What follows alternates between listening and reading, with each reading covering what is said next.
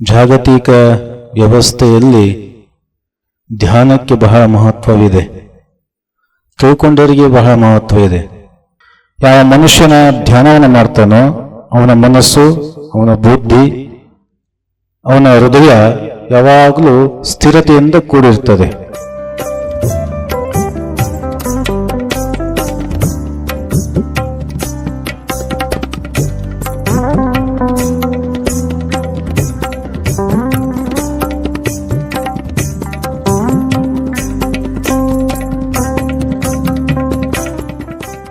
ಏನಿದು ಧ್ಯಾನ?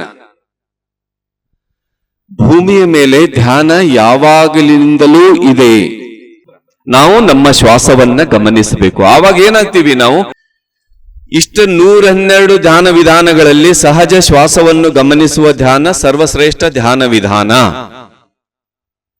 ಆ ಗ್ರಂಥದ ಸಾರ ಅಂದ್ರೆ ಆತ್ಮಶುದ್ಧಿ, ಆತ್ಮಶಕ್ತಿ ಬೆಳೆಯುತ್ತೆ.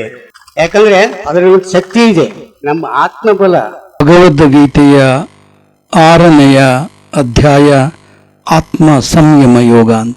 ಸಂಬಂಧ ಅಂದ್ರೆ ಭಗವಂತನ ಜೊತೆಗೆ ಆ ಸಂಬಂಧದ ಸುಖವನ್ನ, ಆ ಸಂಬಂಧದ ಸವಿಯನ್ನ ಜೀವಾತ್ಮ ಅನುಭವಿಸುವಂತಹ ಒಂದು ವಿಶೇಷ ಅನುಭೂತಿ ನಮಗೆ ನಾವು ಪಿರಾಮಿಡ್ ಮೂಲಕ ಅನುಭವಿಸ್ತೀವಿ. ಧ್ಯಾನದ ಒಂದು ಧ್ಯೇಯ ವಸ್ತುವನ್ನ ಅನುಸಂಧಾನ ಮಾಡುವುದು ಏನಿದೆಯಲ್ಲ ಅದು ಅದ್ಭುತ. ಈ 3 ಸತ್ಯಗಳನ್ನ ಯಾವಾಗಲೂ ಅವರ ಒಂದು ಸಂದೇಶವನ್ನು ನೀಡೋದ್ರ ಮುಖಾಂತರವಾಗಿ ನಮ್ಮ ಮೈಂಡ್ ನಲ್ಲಿ ಅವ್ರು ಏನ್ ಮಾಡ್ತಾ ಇದ್ರು, ಬೀಜ ಹಾಕ್ತಾ ಇದ್ರು. ನಿಂತ್ಕೊಂಡು ಮಾತಾಡ್ತಿದ್ದೀನಿ ಅಂದ್ರೆ ನಾನು ಧ್ಯಾನನೇ ಉಳಿಸಿದ್ದೀನಿ. ನನಗೆ ನಾವ್ ಯಾವ್ದ್ರಲ್ಲಿ ನಾನು ಖುಷಿ ಕಂಡಿಲ್ಲ, ನಾನು ಧ್ಯಾನದಲ್ಲಿ ಮಾತ್ರ ಖುಷಿ ಕೊಂಡಿದ್ದೆ. ನಾನು ಯಾರಿಂದನೂ ಸಂತೋಷ ಎಲ್ಲಿ ನಾನು ಕಂಡಿಲ್ಲ, ಧ್ಯಾನದಲ್ಲೇ ನಾನು ಕಂಡಿದ್ದು ಸಂತೋಷನ.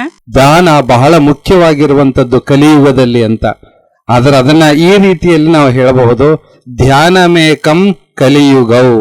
ಆದರೆ ಯಾವ ಮಾರ್ಗದಲ್ಲಿ ನಾವು ಹೋಗಬೇಕು ಅನ್ನುವಂಥದ್ದು ಬಹಳ ಮುಖ್ಯ ಅಲ್ಲ. ಅದನ್ನ ತಿಳಿಸಿಕೊಟ್ಟಂತವರು ಯಾರು ಅಂದ್ರೆ ಬ್ರಹ್ಮರ್ಷಿ ಪಿತಾಮಹ ಡಾಕ್ಟರ್ ಸುಭಾಷ್ ಪತ್ರಿಜಿ ಅವರು. ಈ ಭೂಮಂಡಲದಲ್ಲಿ ಯಾವುದೂ ಅಸಾಧ್ಯವಾಗಿರುವಂತದ್ದಲ್ಲ, ಧ್ಯಾನದಿಂದ ಎಲ್ಲವನ್ನೂ ಸಾಧಿಸಬಹುದು. ಇಲ್ಲಿ ನಾವು ಒಂದು ಅರ್ಥ ಮಾಡ್ಕೊಳ್ಬೇಕು, ಎಲ್ಲಿವರೆಗೂ ನನ್ನೊಂದಿಗೆ ನಾನು ಸವಾಲಾಗಿರಲ್ವೋ ಅಲ್ಲಿವರೆಗೂ ಹೊರಗಿನ ಪ್ರಪಂಚ ಕಷ್ಟವಾಗಿನೇ ಕಾಣಿಸ್ತದೆ. ಮನುಷ್ಯ ಯಾಕೆ ಅರಿಶೋಡೋದ್ರೊಳಗಡೆ ಆಗ್ತಾನೆ, ಅದರಿಂದ ಹೊರಗಡೆ ಹೇಗ್ ಬರ್ಬೇಕು ಅನ್ನೋದನ್ನ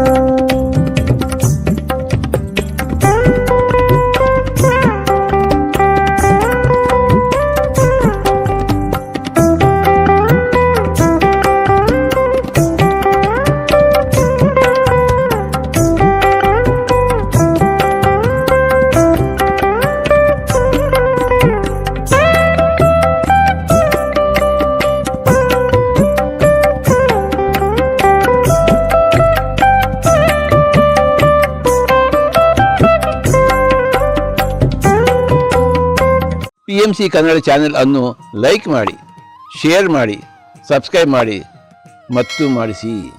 ಎಲ್ಲರಿಗೂ ಧನ್ಯವಾದಗಳು.